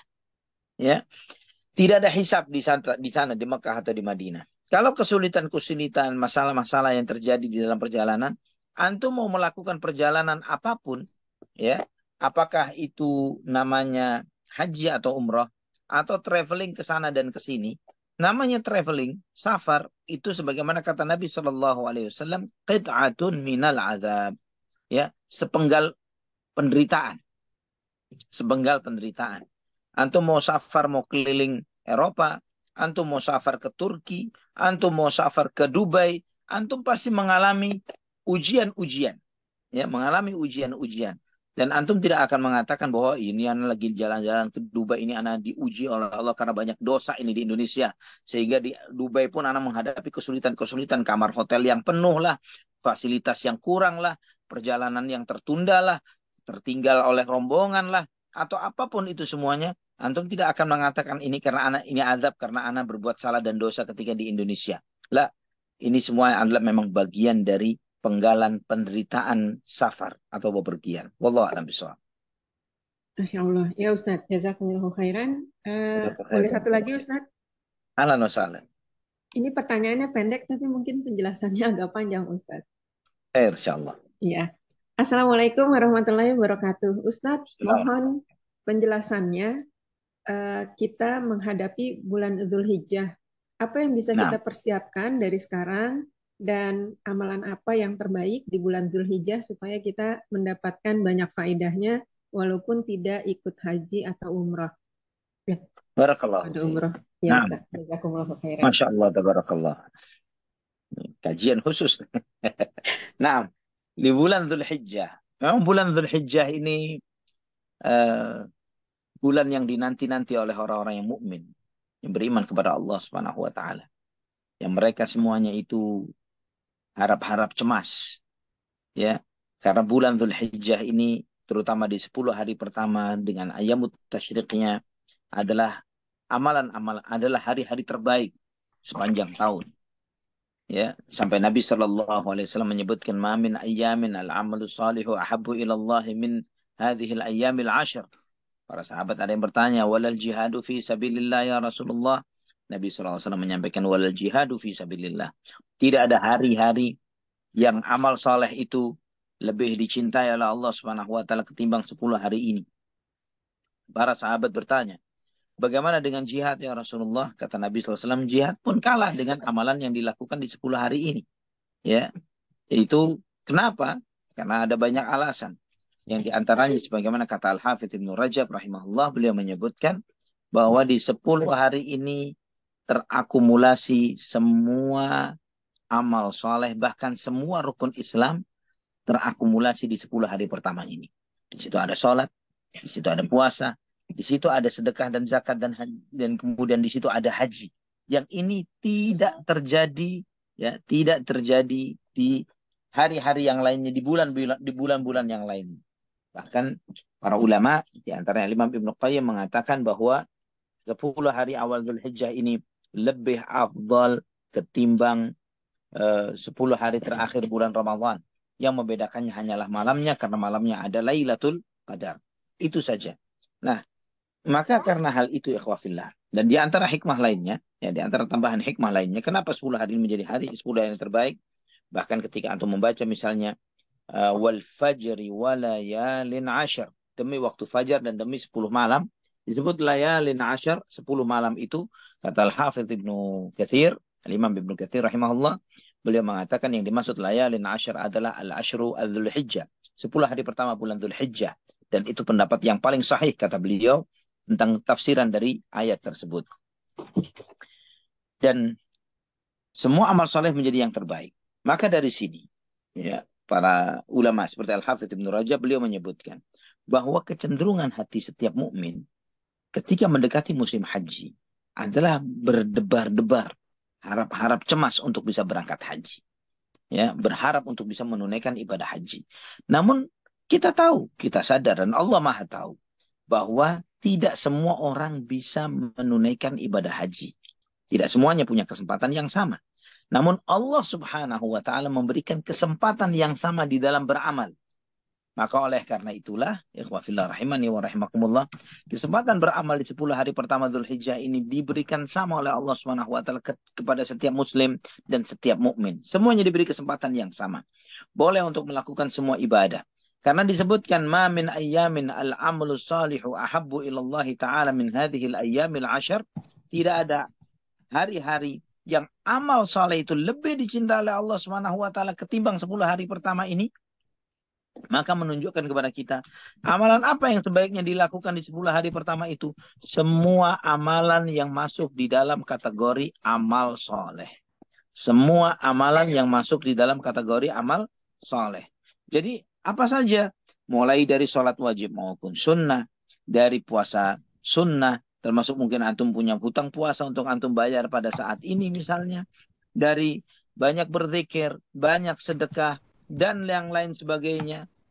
Terutama nanti puasa pada tanggal 9 Dzulhijjah ketika wukuf di Arafah. Maka itu di antara amalan-amalan hebat yang bisa dilakukan. Termasuk juga menyembelih hewan kurban. Ya pada saat Idul Adha. Dan kemudian membagikan sebagian dagingnya kepada fuqara wal masakin. Dan mereka-mereka yang membutuhkan. Ini semua di antara amal-amal saleh yang bisa kita amalkan dan kita lakukan pada 10 hari ini. Termasuk bersilaturrahim, termasuk semua hal baik yang bisa antum lakukan. Ya, semua kebaikan yang bisa antum lakukan di 10 hari ini, maksimalkan hari-hari ini. Memberi makan kepada orang-orang yang fakir miskin, berbagi kebaikan, berbagi kesenangan kepada orang lain, memberi hadiah, silaturrahim, dan semua kebaikan yang masuk di dalam kategori amal saleh, lakukan semaksimal yang bisa kita lakukan. Wallahu a'lam bishawab. Baik. Demikian untuk jawaban atas pertanyaan-pertanyaan yang disuguhkan dari Amr mewakili jemaah yang berada di Amerika maupun juga Kanada. Selanjutnya kami persilahkan kepada Bung Abi yang sudah raise hand untuk menyampaikan pertanyaannya. Silakan. Assalamualaikum warahmatullahi wabarakatuh. Waalaikumsalam warahmatullahi wabarakatuh. Ustadz, saya punya 2 pertanyaan, Ustadz. Ahlan Ini wa sahlan. pertanyaan yang pertama ini mengenai salah satu pernyataan dari seorang tokoh ya. Ini tokohnya kebetulan belum lama dia wafat gitu ya. Si tokoh ini mengatakan bahwa di dalam Ka'bah itu katanya ada patung patung Yesus atau Nabi Isa itu apakah itu benar loh, Ustaz? Nah, ini mungkin kalau yang misalnya itu pertanyaan, jawab dulu ya. Kalau itu statement ini dulu waktu anak masih SMA ya, tahun 90 sekian ya, 50-an ya, anak SMA ini ada statement itu disampaikan oleh seorang misionaris Nasrani ke anak. Ya, di zaman itu untuk pembuktian itu nggak semudah seperti di zaman sekarang. Ya, antum sekarang ini tinggal buka YouTube, antum bisa membuka Inside Ka'bah. Di situ antum dipertontonkan tentang isinya Ka'bah itu dengan 3D, dengan aslinya, dengan apa adanya. Ya, menunjukkan apa isinya Ka'bah. Jadi kalau berbohong yang canggih dikit lah, gitu ya. Itu jawaban yang paling singkat terhadap yang bersangkutan dan yang korban-korban isu-isu bohong yang seperti ini. Wallahu a'lam bishawab. Ya, Pertanyaan berikutnya. Ya, yang kedua ini juga dari apa? Dari pernyataan salah seorang dari ormas lah yang mengatakan bahwa umroh itu dulunya dari kebiasaan orang-orang jahiliyah terus diadopsi gitu. Itu bagaimana, Ustaz? Buat kita yang awam kayak gini kan ini satu pernyataan yang gimana yang membuat ini bingung. Itu bagaimana jawabannya? Maksudnya siapa yang mengadopsi? Rasulullah SAW yang mengadopsinya. Ya. Nabi SAW bilang begitu. Nabi SAW yang mengadopsi umroh itu. Mereka bilang diadopsi dari masyarakat jahiliyah. masyarakat kebiasaan-kebiasaan masyarakat jahiliyah terus diadopsi sama Nabi gitu begitu Islam datang. Allah musta'an. Kalaupun benar, ya kita akan menjawab dengan dua metode. Metode pertama, anggap benar deh. Ya kita ya udah deh, nggak usah panjang lebar. Kita menerima klaim Anda yang mengatakan itu adopsi Nabi SAW dari masyarakat jahiliyah. Kalaupun benar seperti itu, sesuatu yang dilakukan oleh masyarakat jahiliyah dan dilegalkan oleh Islam, itu sudah menjadi bagian dari syariat Islam, bukan lagi bagian dari perilaku masyarakat jahiliyah. Contohnya, apalagi contohnya misalnya pernikahan, ya. Pernikahan yang diberlakukan di dalam Islam saat ini dengan yang kita lakukan saat ini dengan adanya wali, adanya saksi, adanya mahar, ya, adanya walimah. Ini semuanya sudah ada sejak zaman jahiliyah di antara pernikahan-pernikahan jahiliyah, ya. Salah satunya adalah ini. Ada sejumlah pernikahan jahiliyah yang seluruhnya diharamkan oleh Nabi SAW kecuali satu ini. Seperti yang dilakukan oleh kita saat ini. Ya, dilakukan oleh kaum muslimin dengan adanya saksi, wali, adanya mahar, adanya walimah, dan lain sebagainya. Nah, ikhwafillah rahimani wa rahimakumullah. Kalau Nabi SAW melegalkannya di dalam syariat Islam, itu sudah tidak bisa lagi dikatakan sebagai ini adalah sunnah jahiliyah atau perilaku jahiliyah. Seperti puasa Asyura. Ya, ketika puasa Asyura, ketika Nabi SAW menyampaikan, ya Rasulullah, orang-orang Yahudi puasa Asyura. Kenapa? Karena mereka mengatakan bahwa hari inilah kami ditolong. Nabi Musa alaihissalam ditolong oleh Allah subhanahu wa ta'ala dari Fir'aun. Kemudian Nabi SAW mengatakan, ana ahaqqu bi Musa minhum. Bahwa aku lebih berhak terhadap Nabi Musa ketimbang mereka. Maka kemudian Nabi SAW mengajarkan kepada kita puasa Asyura. Nah ini ikhwafillah, rahimani wa rahimakumullah, itu bukan berarti kemudian ketika kita menjalankan puasa Asyura, terus mereka ada sebagian orang berani mengatakan bahwa kita menjalankan sunnahnya Yahudi. Ini adalah jahil murakkab, ya, kebodohan yang bertambah, yang berlipat. Ketika dia mengatakan suatu amalan Islam yang diajarkan oleh Nabi Shallallahu Alaihi Wasallam, kemudian dia mengklaimnya dengan mengatakannya bahwa itu adalah praktik jahiliyah atau praktik Yahudi dan lain sebagainya. Sedangkan di saat yang bersamaan dia membaca firman Allah, wa ma yantiqu 'anil hawa in huwa illa wahyu yuha. Bahwa Nabi Muhammad SAW tidak pernah berbicara dari hawa nafsunya. Semua yang beliau sampaikan adalah wahyu yang diwahyukan kepadanya. Tidak akan mungkin Nabi menetapkan suatu syariat kecuali di situ adalah wahyu dari Allah Subhanahu wa Ta'ala. Itu dengan asumsi kalau benar. Sedangkan itu nggak benar. Karena benarnya adalah praktek haji itu dilakukan sejak zaman Ibrahim alaihissalam. Sehingga tawaf, sa'i, sebagaimana Allah perintahkan kepada Nabi Ibrahim dan Nabi Ismail, antahira baitiya litta'ifina wal'akifina warruka'is sujud. Bersihkanlah rumahku, wahai Ibrahim dan Ismail, untuk orang-orang yang tawaf, orang-orang yang iktikaf, orang-orang yang rukuk dan sujud. Ini dari zaman Nabi Ibrahim dan Nabi Ismail alaihi wassalam.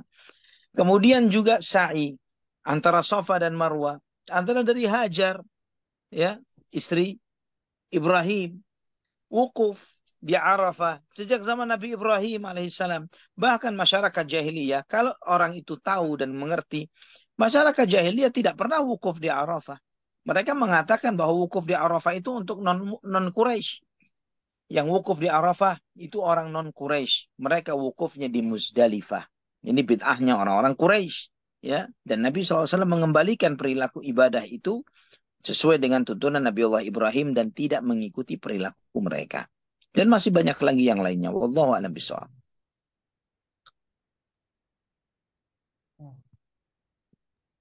Baik Ustaz, Baik, ini itu mungkin pertanyaan. ini cukup jelas menurut saya ini dari Allah jawaban ibarik fi. Naam. Barakallahu Ustaz. Fikum barakallah. Jazakumullahu khairan. Baik, alhamdulillah, barakallahu fiik, Bung Abi yang telah menyumbangkan pertanyaan dan semoga jelas dan juga menambah keyakinan kita terhadap dinul Islam ini, terhadap sunnah Nabi SAW, terhadap apa yang telah disunahkan oleh Nabi Muhammad SAW. Bagi jemaah yang ingin bertanya, kami persilahkan ataupun juga yang bertanya melalui chat maupun juga raise hand, kami persilahkan. Jika tidak ada, insya Allah akan diakhiri kajiannya. Dan sebelum diakhiri, kami mohon kepada jemaah untuk tidak dulu log out ataupun juga left group karena kami ingin menyampaikan ada informasi daurah yang dapat diikuti oleh seluruh jamaah. Baik, sebelumnya mungkin kepada Ustaz Zona yang sudah mengakhiri materi pada malam hari ini, sebelum diakhiri kajian, barangkali ada yang ingin disampaikan kepada Ustaz. Silakan Ustaz. Nah, Allah barik fiik. Insya Allah kita akan masuk pada pembahasan berikutnya, peristiwa pada tahun ke-8 Hijriyah. Yang itu akan diawali pembahasan itu dengan wafatnya Zainab putri Rasulullah Sallallahu Alaihi Wasallam. Ya, wafatnya Zainab putri Rasulullah Sallallahu Alaihi Wasallam. Itu materi kita yang akan datang. Itu adalah di antara peristiwa yang terjadi yang akan mengawali peristiwa di tahun ke-8 Hijriyah. Yang nantinya ada peristiwa lain seperti di syariat pengharaman khamar. Yaitu nanti kita akan bahas juga termasuk yang akan kita bahas pada materi yang akan datang. Jadi antum boleh memberi judulnya dengan peristiwa tahun ke-8 Hijriyah, wafatnya Zainab putri Rasulullah Sallallahu Alaihi Wasallam. Ini ikhwah fillah rahimani wa rahimakumullah.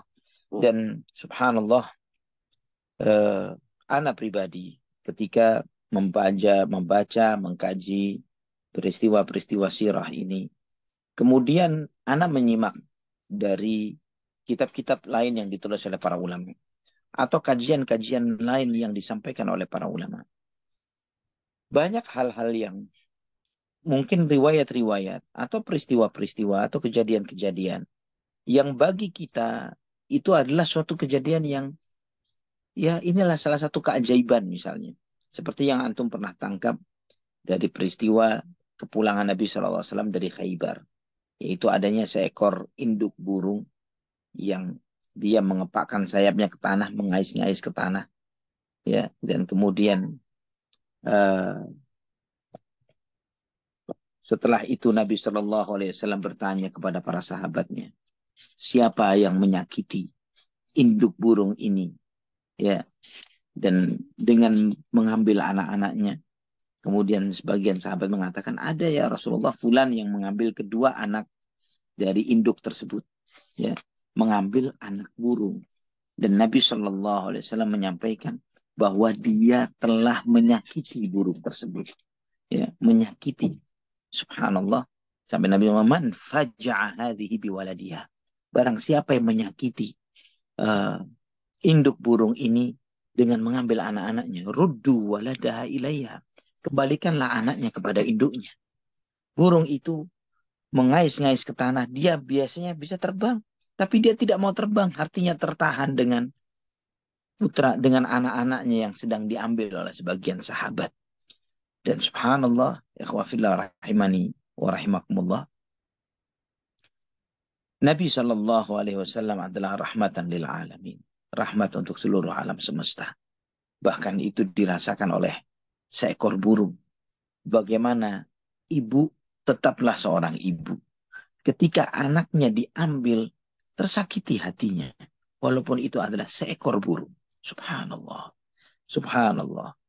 Terkadang kita membaca peristiwa-peristiwa, kajian-kajian sirah, yang mungkin kita mendengar suatu cerita, suatu berita begitu saja. Namun di situ mengandung pendalaman dalam hal hati, perasaan, keimanan, akhlak yang sangat mendalam bagi mereka-mereka yang dibukakan hatinya oleh Allah Subhanahu wa taala. Di dalam peristiwa yang kita kaji pada kesempatan malam hari ini adalah terkait dengan Umarah binti Hamzah bin Abdul Muttalib, putri dari Hamzah. Bagaimana orang-orang hebat ini, Ali bin Abu Talib, Ja'far bin Abu Talib, saudara Zaid bin Harithah radhiyallahu anhum, mereka berebut untuk mengasuh. Ya, apa yang terjadi kalau itu terjadi di zaman kita sekarang? Jangankan bicara keponakan, anak dari sepupu, ibu kandung saja main dorong-dorongan satu dengan yang lainnya, siapa yang mau memelihara, siapa yang tidak. Ibu kandung. Sebagian kita sudah hidup tanpa hati. Sebagian besar kita hidup tidak memiliki hati. Hatinya sudah mati jauh sebelum orangnya mati. Namun hatinya para sahabat sangatlah hidup mereka. Jangan bicara ibu yang punya jasa yang sedemikian luar biasanya. Ayah yang punya jasa yang sedemikian hebatnya. Bahkan orang lain yang mereka, Hamzah bin Abdul Muttalib ini, subhanallah ikhwafillah, putri mereka, putri beliau, mereka berebut untuk mengasuhnya, untuk menjaga kekeluargaan mereka, silaturahim mereka. Yang inilah yang diantara hal-hal besar yang menjadikan mereka para sahabat radhiyallahu anhum menjadi manusia-manusia terbaik. Karena mereka memang dididik oleh manusia terbaik, guru yang terbaik, sahabat terbaik, Muhammad ibn Abdullah sallallahu alaihi wasallam. Walillahilhamdu wal minnah. Semoga semakin hari semakin dibukakan hati kita untuk semakin mengenal hikmah-hikmah di balik kejadian-kejadian di dalam sirah Nabi kita Muhammad sallallahu alaihi wasallam yang dengannya akan semakin menghidupkan hati kita. Wallahu taala ala wa alam bisawab. Aqulu qawli hadza subhanakallahumma wa bihamdik asyhadu an la ilaha illa anta astaghfiruka wa atubu ilaik. Wassalamu alaikum warahmatullahi wabarakatuh.